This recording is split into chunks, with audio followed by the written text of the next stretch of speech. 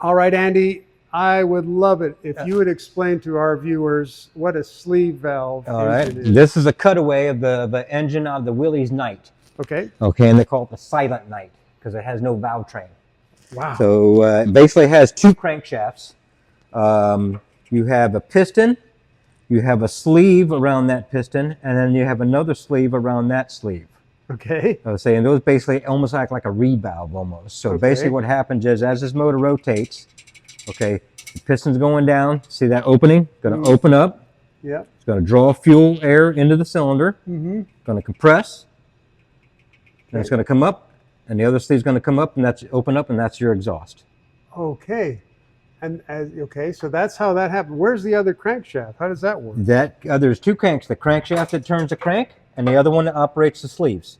It's on this side. Okay, so there's that. And there's that. Okay, so this is the angle. So if I see this going, I can. So you wouldn't call this a camshaft because it doesn't really. It doesn't have the shape of a cam, does it? So it has more of a crankshaft. Yep. Look at that. That is wild. Yeah. So and the only downside is they smoke, but they have to smoke in order to lubricate the sleeves. Okay. And this is just a water tube, so water goes up and down through the cylinder block. Okay. So the common problem with this is using oil. And they smoke. Now the Willys-Knight is actually the only one you can actually regulate oil flow. Okay. The French versions you can't. The Willys-Knight has what they call oil rectifier. You can actually slow down oil flow or speed it up depending on your preference. So, I see. Okay. This sleeve valve is actually one of the first ones. It's actually a little different because this one, I just restored this engine here. Okay. So this one here actually has a cylinder head, and then there's 3 sleeves on the cylinder itself, and the piston actually is up inside the compression chamber.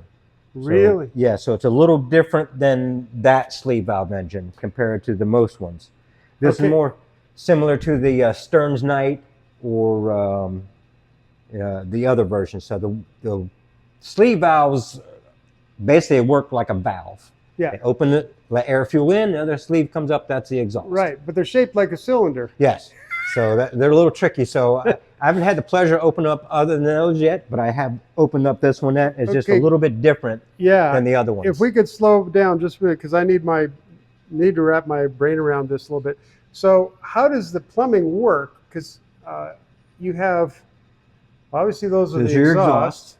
This is your intake side. So the intake side is there. Yep. So what are these doing? Are they just These are just water ports. Oh, those are water. Okay. Yeah, so it just transfers water to each cylinder head. I see. Okay. So the intake side is on there. This side, yep. Trying to get a shot of it for people who want to see it. So it's just a little different from these valves because the sleeve, the piston rings are on those on that piston itself, and this one, the rings are actually on the jug itself. Oh, really? Okay. Yeah, so it's kind of opposite setup. And this is on a car you're It's the Daimler. Yeah. Okay. This is actually supposedly one of the first sleeve valve engines cars ever converted because you know, like Willys-Knight, Stearns-Knight. The deal was if you used a Knight engine in it, you had to add the name to their name. I see. So like Stearns-Knight, Willys-Knight, so on and so on. So. Okay, so you see that word Knight, that tells you what's under the hood. Exactly. Okay. Yep. Interesting. Yep. Okay, and then these other cars in this row are also sleeve valve. Every one of them are sleeve valve engine. This is a Voisin. And if you remember, we talked about the Giron Aerodyne. Right. Okay, so that's the cars up there. Those are all 3 that he made. Okay, and then he actually worked for Voisin as an engineer. Okay. So. All right. And then you have the Panhard Dynamic, which is also a sleeve valve engine. Okay. But this is a unibody car. There's no frame. So, wow. That's pretty early for a unibody. Yeah, and what I like about this car is, you know, most cars, old cars, you have to slam the door.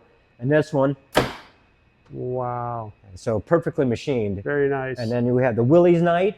And then they have the Stearns-Knight. And the Stearns-Knight is actually the last one in existence. There is no other one example of this car. Is that right? Wow, and it is a massive car. It is a massive car, 6,500 pounds. Really? Yeah. Wow. And that, again, has a sleeve valve. Has a sleeve valve engine, correct. He did an amazing job. Yes. A really amazing job.